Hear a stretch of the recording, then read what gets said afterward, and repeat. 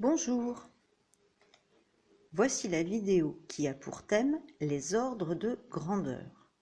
Écoute-la attentivement, réponds aux questions qui sont posées dans la partie exercice de ton cahier et n'oublie pas que tu devras faire un petit résumé pour que nous puissions construire le cours ensemble. Un ordre de grandeur? Mais qu'est-ce que c'est? L'objectif est de faire un calcul approché. On peut utiliser les ordres de grandeur si on n'a pas envie de faire le calcul précis ou pour vérifier un résultat. Exemple, on veut connaître le résultat approché de 59,312 moins 17,5978. On pourrait poser l'opération, mais comme on ne veut qu'un résultat approché, on va utiliser les ordres de grandeur.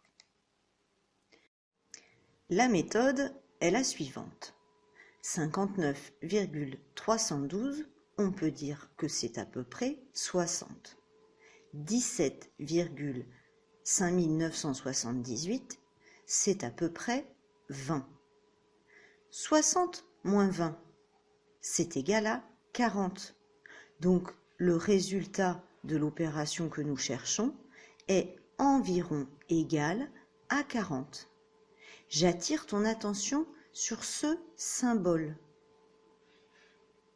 Ce symbole qui ressemble à un égal avec des petites vagues signifie est environ égal à. On peut faire de même avec les soustractions, les multiplications. Nouvel exemple, un élève a calculé le produit de 59,312 et 17,59. Voici le résultat qu'il a trouvé. Vérifions avec les ordres de grandeur. 59,312, c'est environ égal à 60. 17,59, c'est environ égal à 20. 60 fois 20 est égal à 1200.